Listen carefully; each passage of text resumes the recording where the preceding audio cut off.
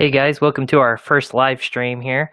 This is an exciting one for us, so we didn't actually have it planned, but then Dak got the deal done. So here we are talking about that because, as you know, we are Cowboys fans. Well, if you watched our last videos, you know that. Or I guess if you're seeing Kyle's hat and you might be able to see my jersey, then you definitely know we're Cowboys fans. And well, this warrants us talking about it because it's our channel and we can talk about whatever we want. So let's talk about, Kyle, some real life impact on this really quick. I kind of want to hear your thoughts on this. We haven't talked about this before this coming on. I just texted you and said, hey, let's hop on here and talk about it because this is an exciting day for the NFL, I guess, because this is big news. So what are your thoughts on this as a Cowboys fan?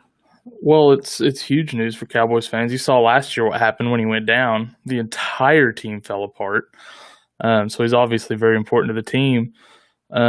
It's a lot of money, though. That's a whole lot of money. Yeah, he got paid.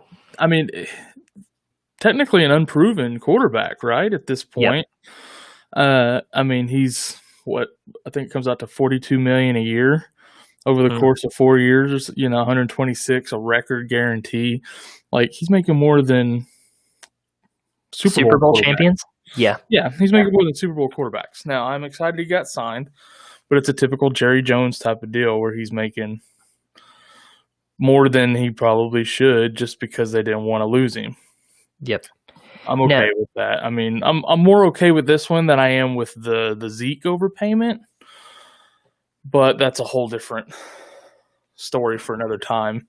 I almost feel like Jerry Jones plays real football like we play fantasy football. He just has like an infatuation. He has a personal preference for a player, and he's willing to overpay for that player just so he can have him on his team and root for him every week. It's strange. Kind of feel that way, doesn't he? He did the same thing with Dez, and stuff. He's always done that. So he gets that personal preference. He gets a personal attachment to them, and I've said this, for since Dak got hurt, and everyone's like, well, there goes this deal probably, and I was like, no. In fact, if anything, it helped him because Jerry Jones loves him as a person, and he wants to have his back, and wanted to retain him and probably show him that love after he got hurt, and so if anything, it probably strengthened Dak's position on the team there. But boy, did he make them pay. Yeah, I knew it wouldn't affect him getting a deal done, but waiting that extra year cost Dallas more money because he went out and proved what kind of quarterback he is before he got hurt. He was playing better than he did the last 2 years in the first 4 games of this season before he got hurt. Yeah, and I mean, it also showed what happens when he went down, that team was lost without him. But with that being said, they also didn't have that great of a backup option. I mean, they had Andy Dalton, but then he immediately got hurt too, and then they went on a streak. Like, there was no quarterback was able to just play an extended amount of time and actually get in any sort of rhythm. So not quite that fair. And Andy Dalton's not that great. Say we went and picked up a good quarterback. I think any good quarterback with that set of wide receivers and Zeke and Pollard back there probably going to perform pretty well, Yeah, I agree with that. Part of, I think, Dalton's problem was, it was hard enough having an off season with no practices because of COVID, with a new head coach and a new system, right? So you saw some of that from Dak on and off. But imagine being the backup in that situation and not getting near as many snaps. I mean, I think that might have played a part in some of Dalton's early struggles. He played better, I feel, as the season went along after he came back from his injuries and stuff. It improved a little bit. We won a couple of games, but we lost a couple still that we should have won. I mean, teams that weren't good. And I mean, that happened. That's the story of being a Dallas fan for the last 20 years, 25 years, But where this deal, I think, hurts the Cowboys is in not having as much money to spread around for other players. Yep. Bringing in new free agents, signing rookies after the draft. things of that nature. That's one thing that Tom Brady was always really good at, was taking less money so they could put talent around him and look how many damn rings he's got. Like he's almost got one for every finger at this point, right? He's going to start putting them on toes eventually. So, when you see that going on in one place, then, we haven't done something in this long, and you kind of understand why. You kind of wish they'd have gone a different way, maybe try to negotiate a little differently, but I mean, I've always liked the Tom Brady approach, and I've never been a Tom Brady fan, but I appreciate him taking less money to get more talent around him. And if you're already making $150 million, why not do that? To me, that's silly. Try to get past some of that money around and get as many good players as you can, because if you're Dak, you're thinking, man, if I take $20 million less, which is pretty much nothing when you're talking those big in numbers, bolster my offensive line, get the best offensive line you can possibly get, and give everyone else some more money. E-Ruler over here on YouTube says, I think that was way too much money. And, I personally tend to agree with that. I think they way overpaid for someone who, like you mentioned earlier, Kyle, he's just kind of unproven.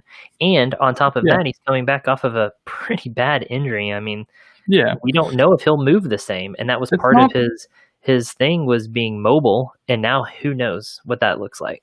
Well, if it was a knee or an Achilles injury, I'd be more concerned maybe, or a hip, something that was more movement related. But I mean, it was in the middle of his leg. I don't think that's the kind of, once it's healed, I don't think it's one that kind of lingers. So I think he'll be fine. But now that the deal's done, he can just focus on getting better and rehabbing. But there's more than a physical aspect. There's also a mental aspect there of being fearful of, standing in the pocket for too long, or running the ball, which is a great thing. That offense performs best when he is running the ball and not afraid to take off with it, maybe some designed runs. And if there's any sort of mental pause or hesitation in there now, or even the coach is hesitant to call something to have him run it, I mean, that also comes into play, especially fantasy-wise. Whether they realize it in the moment or not, it might be a subconscious hesitation even. That's absolutely true. Mental part is big. Yeah, and talking about his running and stuff, when we look at the fantasy aspect of that, he scores a lot of points on the ground, running for touchdowns or just running for yards. He creates plays, and it still doesn't warrant that amount of money. But the point of the matter is, if he's hesitant or the coaches are hesitant, that's really going to kill his value in fantasy, I think. Well, not kill it. I mean, with the skilled players around him, it's not going to kill anything, right? But I could get out there and toss for 10 fantasy points a game, I think, Right. So. But whereas he was maybe top 2 fantasy quarterbacks when he was performing at his peak, I mean, he may drop out of the top 5. Maybe. Fantasy-wise. Because if he doesn't get out of his own head, yes. Yeah. Those running quarterbacks are where the money is at in fantasy. I mean, you've got Jalen Hurts, who, for a quarterback, I mean, throwing the ball, he's fine. But those yards on the ground, man, he racks up those. Well, heck, I had Tim Tebow back in the day on my fantasy team. He wasn't worth a damn as a quarterback, but then he got yards on the ground and he was scoring touchdowns. And, fantasy is a completely different game when it comes to that. And so, I mean, if he's running the ball fine, boy, he's a top quarterback. If they're not letting him, or he's in his own head, then might be in trouble. Yep. I completely agree. I love Dak as a player. I love him to death, but he wasn't worth that kind of money. Not yet. No. Not at this point in his career, he's not. I think the best part of all this is it settles. We know who's going to be the quarterback in Dallas. So, and we know they're not trading for Russell Wilson now, which has been a rumor now for a little bit that they were interested in that. Wouldn't have minded that. I never bought it, but you never know. No, I don't. I didn't. I knew it wasn't going to happen. I mean, if we were going to pay any quarterback, it wasn't going to be an older Russell Wilson when we have Dak Prescott available for not that much more, So, anyways, looking good for Amari Cooper and CeeDee Lamb. And honestly, Zeke, I mean, I think having a good quarterback locked up right there, Zeke owners are probably very happy about that. I agree. Zeke kind of gave up last year Agreed. after Dak went down. They lost a couple of linemen in there and lost Dak, and he kind of gave up for a while. Then Tony Pollard had a good game, and Zeke came back on fire at the end of the season. But Yeah, I think he felt the fire on his feet there. a little bit, He got a little worried. put a fire under him a bit, motivated him. But I think that coming back obviously helps all the skill position players quite a bit. Yep. I think it's as a Dallas Cowboys fan, I hate the money, but I'm still celebrating it because I love Dak Prescott, love watching him play. I love him as a person, and I like knowing who our quarterback is going to be. We're not. Agreed. I mean, I love Fitzmagic, but we're not going to have to go pick him up or something silly to get us through the city. We're not out there looking for Blake Bortles to come help us out, this year. So Fitzmagic, man, the old Amish rifle. I remember back when they used to call him that when he was in Buffalo, the old Amish rifle. back in the day. It feels like a long time ago now. Oh, absolutely. All right. Well, I said what I need to say on the topic. You got anything else, Kyle, before we get off here? No, I don't have anything to add. I think we touched it all. Cool. Awesome, guys. Thanks for joining us, and we'll see you next time. Absolutely. Bye, guys.